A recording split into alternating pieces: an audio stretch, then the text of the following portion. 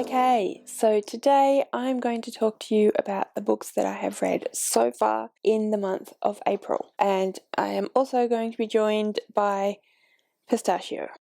So far this month I have read 3.5 books. I'll explain about the half in a minute. At the beginning of the month, over the Easter long weekend, Shannon from 155 Books was having a Shadow and Bone read-along in advance of the TV show coming out in very soon, actually. It probably will be up by the time this goes up, maybe. But anyway, either way, the TV show by Netflix will be out very soon. So Shannon thought that it would be really fun to do a Shadow and Bone read-along in advance of the TV show. For her, it was a reread. For me, it was a first time ever reading, and I had intended at some point to get around to the series, the Grishaverse books, but I hadn't got there yet. And I didn't think I was going to rush around trying to read it before the show dropped, but since Shannon put it up, I thought, why not? So here's the book here. So yes, Shadow and Bone by Leigh Bardugo. It is the first, I believe, in the Grishaverse series. So there is a trilogy, which is this one is the first of, and then there's the duology, which is Six of Crows and Crooked Kingdom, which fits in with the Grishaverse. This book we follow a young woman, Alina, and Alina is not a Grisha. She is an orphan and she is in the Imperial Army. She's a cartographer, and the Grisha are the magic users, and they all have a certain kind of knack, I guess you could say, and a particular affinity for a style of magic. They are, because of that, very kind of higher class in the world. So in this particular world, in this particular country, there is a sort of swathe of land that is quite significant that has been corrupted, and it's called the Fold, and the Fold is in total darkness. Nothing can grow, and there's these scary monsters that live there. So anyway, they are attempting to cross the Fold because it's the only way to a very significant trade port. They're attacked, and Alina discovers during the attack that she actually does have Grisha powers, and she has a very rare form of Grisha power, and she suddenly becomes an incredibly important Grisha, and she's taken off to learn about her powers, discover more about her life and the Grishaverse and everything. But there's more going on than all of those things, and yeah, this is a really enjoyable book. I did have a great time with it. I did only give it 3 stars because it wasn't my favourite book of all time by any means. It was, like I said, it was perfectly fine. It was enjoyable, and I did enjoy reading it. I did have a good time with it, but it was fairly simple. It was a kind of a new twist, I guess, on a fairly simple standard kind of trope of a story where there's a young person who doesn't know that they're the chosen one, but they are the chosen one, and then they try to learn, and then there's badness ensues, etc. So like I said, it was enjoyable. I am happy to continue with the trilogy. I'm definitely excited to read Six of Crows and Crooked Kingdom. I feel like they might be slightly more up my alley, but yeah, there's absolutely nothing wrong with it. Like I said, 3 stars I still think is a pretty good rating. It's kind of saying that, you know, this was perfectly fine and enjoyable, but I wouldn't necessarily rate it as highly as my favourite books. So that is the first book that I finished this month. The second book that I read this month might possibly be why this one kind of suffered a little bit, because I started the next book and then put it on hold for a little bit so that I could read this with Shannon in her read-along, and then I went back to the next one. And like I said, while this is a perfectly fine and enjoyable YA fantasy, this one is just fantastic in my opinion. So this is A Court of Thorns and Roses by Sarah J. Maas. This is a Beauty and the Beast retelling. We follow Feyre as she is suddenly in a position where she has to go and live with some fairies. Fairies in this world being not very nice creatures at all, and so she's having to go live in the fairy world, and she's very angry and upset about this, but as you would imagine it being a Beauty and the Beast retelling, other things happen, there's a love story, and so on. I really enjoyed this one. I think that Sarah J. Maas is a really good writer. I really like the way that she writes her story. I like her authorial voice. I really like the way that she writes her characters. It is first person from Feyre's perspective, and I really like that.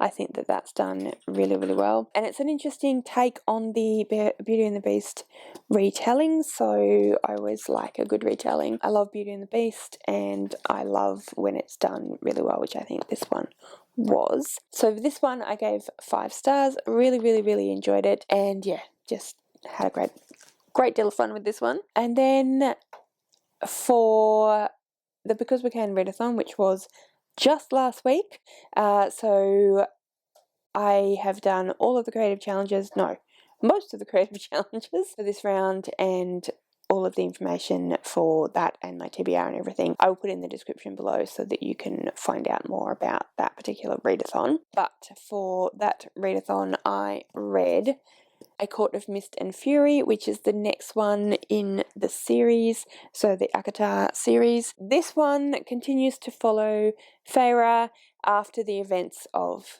ACOTAR, and it tells us more about Prythian, which is the fairy world in which she now resides. It tells us more about the courts, the various different courts of Prythian. Goes into a lot more detail about the world.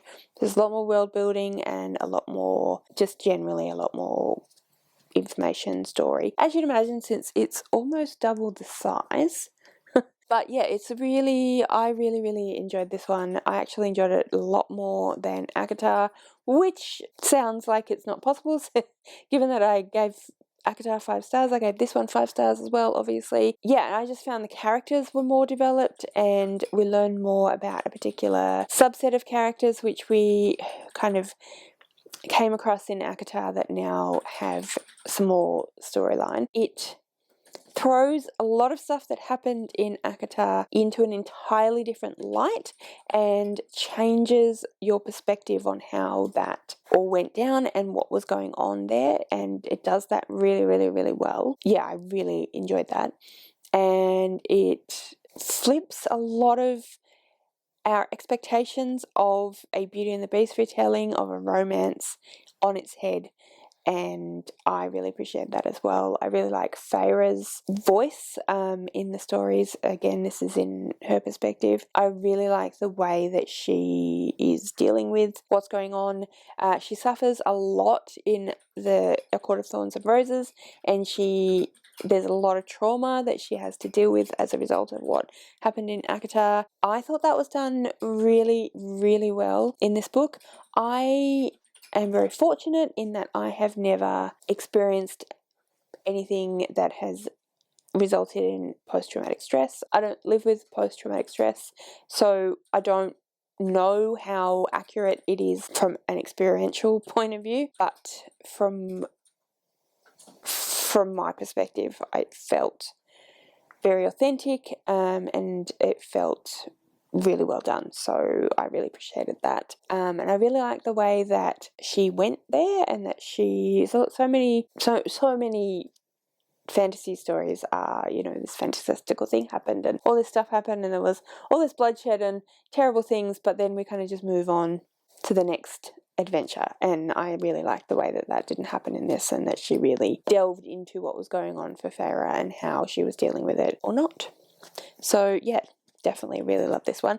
I am super excited to pick up the next one, which is A Court of Wings and Ruin, but it's also a little bit thicker again, and it's Eurovision-a-thon in like 4 days. So I don't know whether I will finish this series in the next little while, which is a shame because I would love to just forget everything and do that, but you know, TBRs and whatnot.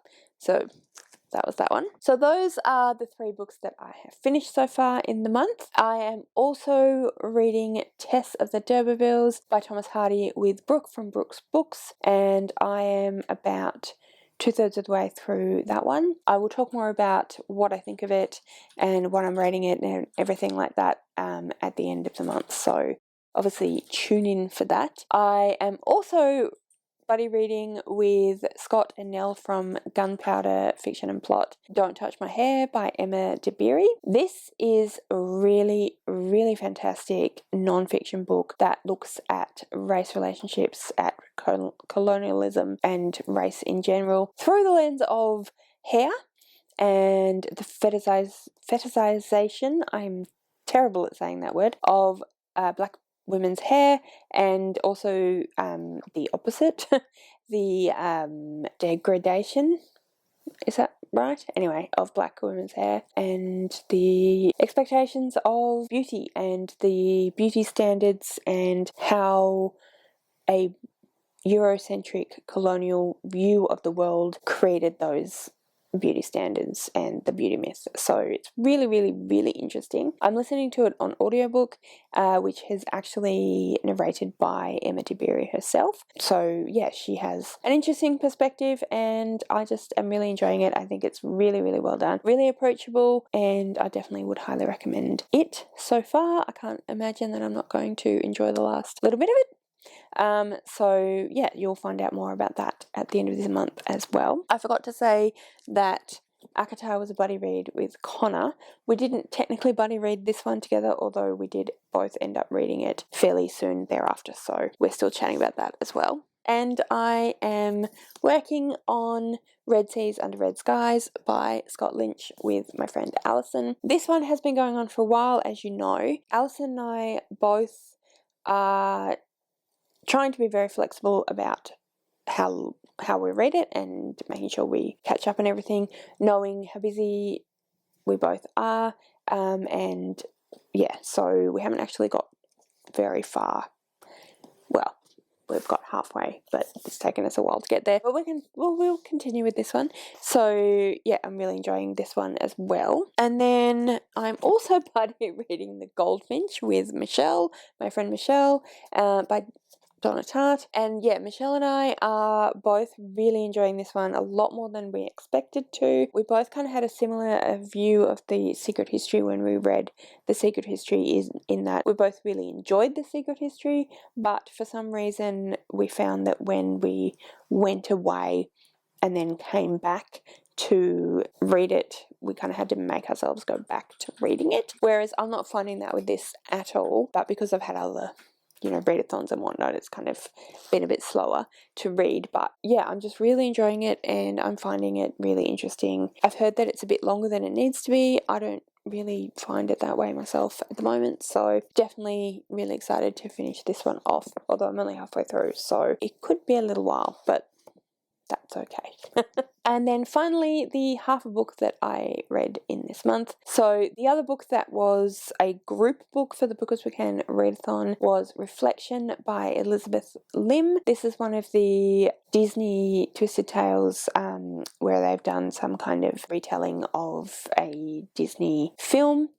So this was a reimagining that Mulan went to the underworld to save one of her generals. I read half of this while I was getting my hair done and my nails done, and yeah, it was fine. I was finding it interesting enough. It was very surface level though. So, I mean, I think it is a middle grade. Not that middle grades can't, of course, be very deep, but oftentimes this kind of fantasy-esque middle grade can be a little bit more sort of focused on the adventure and the action rather than characterization or, deeper themes, which I felt that was the case for this one. Like I said, I read half while I was out and about getting things done with my hair and whatnot. I mean, it was fine, it kept me entertained, but I was also in the middle of ACOMAF and I really wanted to get back to ACOMAF, and I just didn't care that much about Reflection, and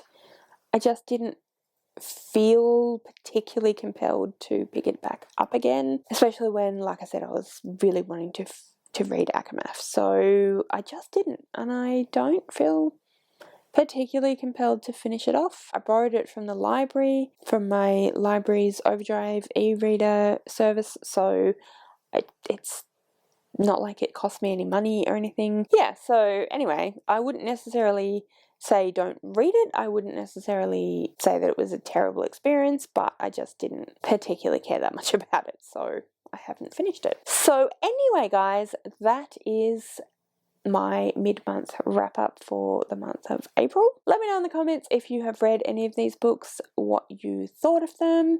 Did you like them or not?